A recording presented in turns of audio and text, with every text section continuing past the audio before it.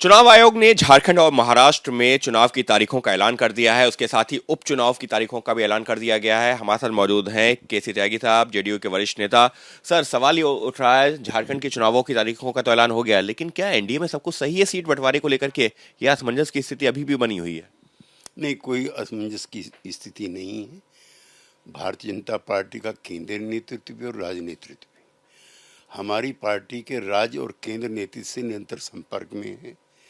वहाँ पर हमारे कार्यकारी अध्यक्ष भी और जो प्रदेश प्रभारी हैं वो भी निरंतर वहाँ संपर्क में हैं। और ये हमारा कोई आज का नहीं है। जब झारखंड बना है तब से हमारा गठबंधन है। उस समय भी हमारे आधा दर्जन के करीब एमएलए, एक या दो मिनिस्टर हुआ करते थे। तो हमारे और भाजपा के बीच में सब सामान्य है। सर, सब सामान्य है, लेकिन जिस बात का आपने जिक्र किया कि आधा दर्जन एमएलए हुआ करते थे, अब चर्चा यही आ रही है, जो बाहर निकल के आ रही है, कि जेडीयू अभी भी चाहती है कि उसको जो है 2 से ज़्यादा जो सीटें मिलें। चिराग पासवान चाहते हैं कि 1 से ज़्यादा उनको जो है सीटें मिलें। आजसू 11-12 सीटें चाहती है, इस तरीके की चर्चा। लेकिन अब तक जो है फाइनल समझौता कहाँ पर जाता दिख रहा है? नहीं, अन्य दलों के जो सहयोगी दल हैं उसके बारे में मेरी जानकारियां बहुत स्पष्ट नहीं हैं, लेकिन जेडीयू और बीजेपी के बीच में सीटों की तालमेल हो जाएगी, ऐसा हमारा यकीन।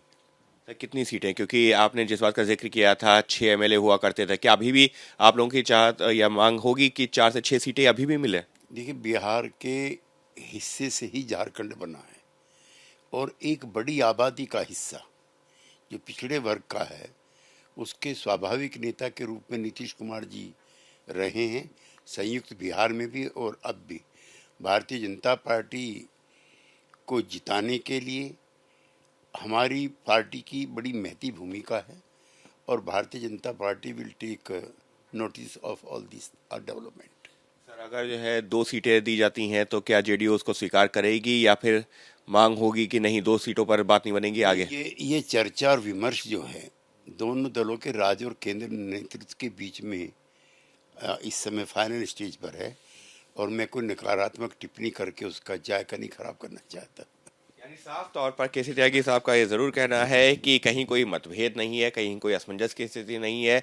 एनडीए पूरा एकजुट है, एकजुट होकर के लड़ेगा चुनाव, और अब बातचीत पहुंच चुकी है अंतिम दौर में। यानी सीटों का बंटवारा फाइनल हो चुका है, जल्दी हो जाएगा उसका ऐलान भी।